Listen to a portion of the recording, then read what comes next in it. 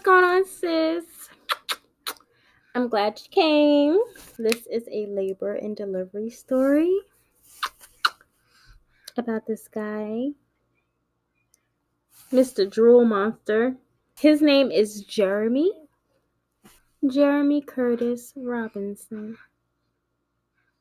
He's named after a cousin of mine that passed away. His name is Curtis. I'm going to tell you a story. I thought I was having a girl when I was pregnant with him. And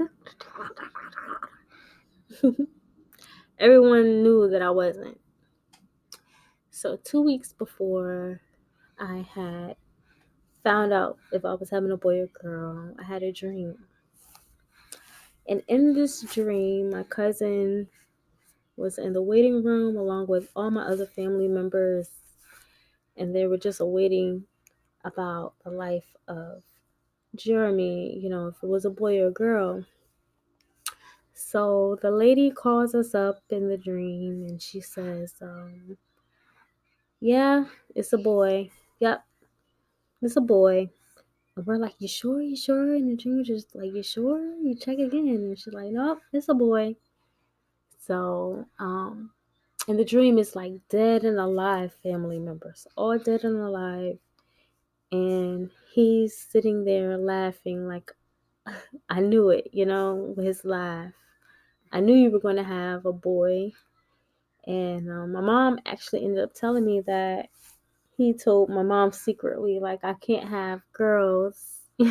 So that dream was kind of like a confirmation, especially 2 weeks into me finding out. I actually find out I really am having a boy.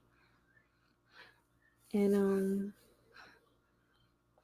I was okay. I mean, I was really upset. I had a lot of girl clothes, but I still was okay with it. So, my labor and delivery story. But you know what? First, let's talk about how my cousin passed. So his birthday is actually coming up. His birthday is January 9th.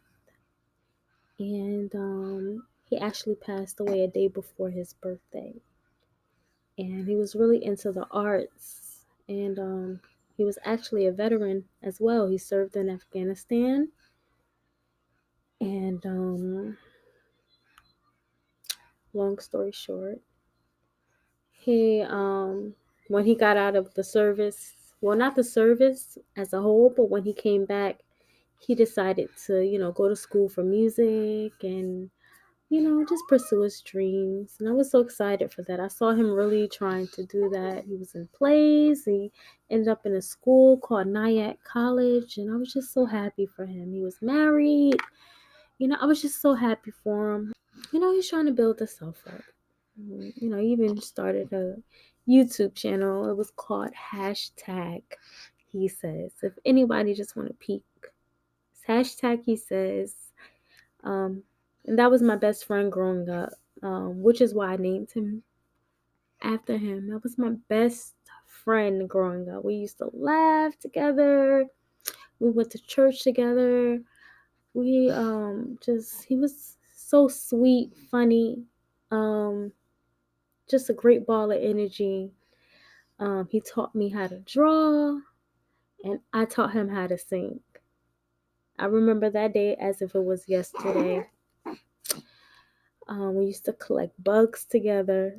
That's why I have a tattoo. I don't know if you see it, but I'm sorry, Jeremy. It's a ladybug. We used to catch lightning bugs, ladybugs together, and I miss him. So when he died on stage. He was practicing for a show. He had I don't know if it was a stroke, heart attack, or he was serving the Lord and he fell out. It was over after that. And it was very hard for me to get over his death. Extremely hard.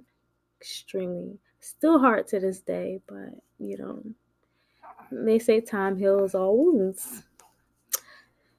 So, Anyway, my labor and delivery story.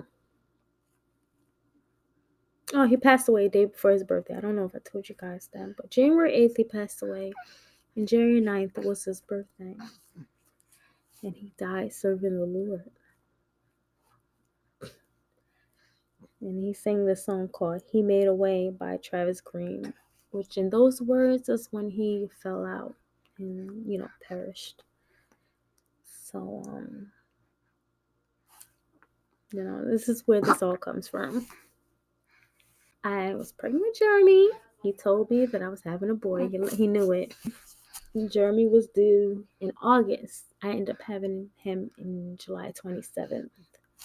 Jeremy was in my stomach, very cool, calm, and collected. He loved food. He would move around every time I ate. And I could just feel a really cool, calm spirit in my body. So the night before I had Jeremy,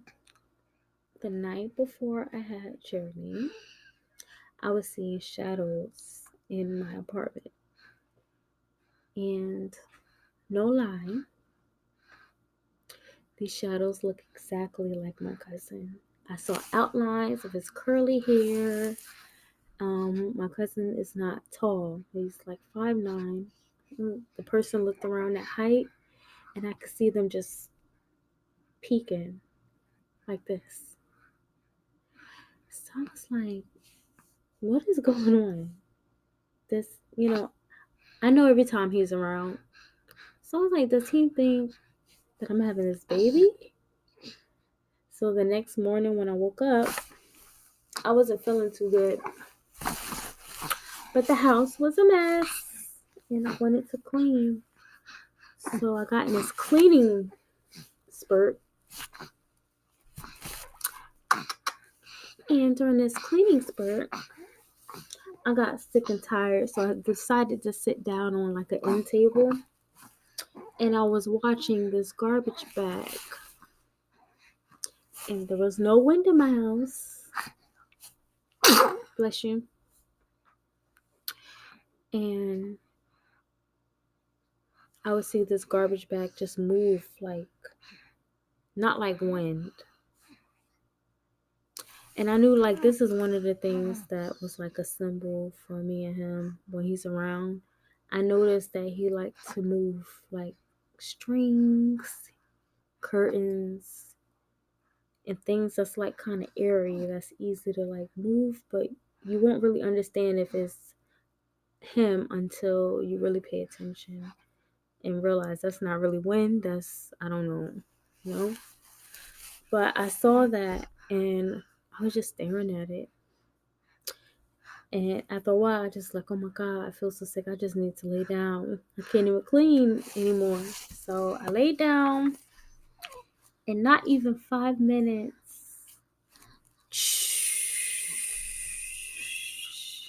my water broke like a stream. It just sounded like a stream, a pretty stream. And I cannot explain any better than that. My water broke, and it sounded like a pretty stream. But I was like, oh my God, my water broke. And then my husband turned around. He was like, oh my God. He's like, your water broke. I was like, so we just rushed everything. I already had my bag ready, but we rushed all the kids' clothes and his coming home clothes and everything. And I drove myself to the hospital. But anyway, when we got there, they put me on the machines and they realized that, I could hear his heart beating. It sounded perfect to me, but they said that they couldn't detect if his heart was beating appropriately, and it seemed like his heart was failing. And then I have low platelets, so they didn't know if I was gonna bleed to death. It was basically at that point my life or his life. And they were really depending on saving me rather than his life, which is very sad to say. I was really worried about. Honestly, I wasn't even worried about me. I was worried about him. I wanted him to live, and I wasn't even worried. I don't know why. And all my family was there waiting for the baby. Isn't that crazy?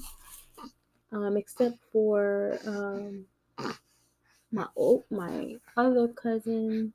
He was serving in for the, I don't know where he was, but he was serving our country as well. And I have another cousin, which he was out of the town. But my aunt, uncle, my grandmother, my mom, my husband, my sons, they were there waiting for me. My little niece Cardi was waiting in the hallway for me, and for Jeremy to be born. So my grandmother was scared to death. The doctors didn't know if I was gonna make it or not, because my platelets were so low. It was so abnormal. Nobody has heard of that in 20 years. My platelets was down to 20. My blood count was down to 20. And they thought I was going to bleed to death. Or they thought that the baby would be born dead. His heart would fail. So they said that they were going to do emergency C-section. I only had a couple of minutes to prep myself for that. So my grandmother came and prayed over my stomach. She got in the spirit. She started speaking in tongue over my stomach. And she said that, she started praying over my stomach, speaking in tongue. And she said that me and my husband are going to have to live right, give our life completely to God, in order for our life to be where we want it to be. And, if this baby makes it, or if I make it. So everybody was so scared. And Jeremy was born in 15 minutes. They had me count. They put me in a room. They had me count to 10, and I was out. I just prayed to God. I asked for God. I said, God is my strength. God is my provider. God is my everything. Without God, I'm nothing. I kept saying that to myself. And then I was gone. Next thing you know, Jeremy's born. And they said they saw him rolling down in the hallways, but he was non-responsive.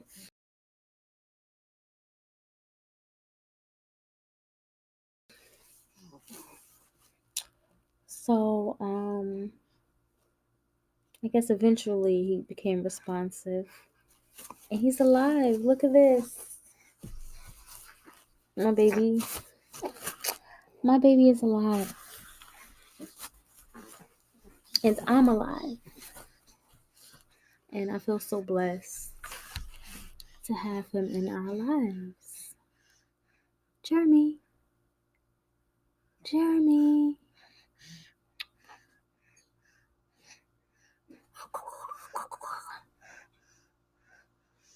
Now the weird thing is that when he was born, I don't know if you guys see it, but he had like a mark. He has a mark on his forehead that looked like as if he hit his head. But this is his birthmark. And my cousin, when he died, falling off the stage with a heart attack or a stroke, cardiac arrest, he hit his head. I don't know where, but I know he hit his head after the incident. So it was stroke first, and then he hit his head. But I don't know where. But I know my baby's mark is right here. And I don't know what kind of coincidence that is. I'm just stating it. And I'm thankful for my child. I do miss my cousin very much. But God knows how to make ways to heal your pain, right?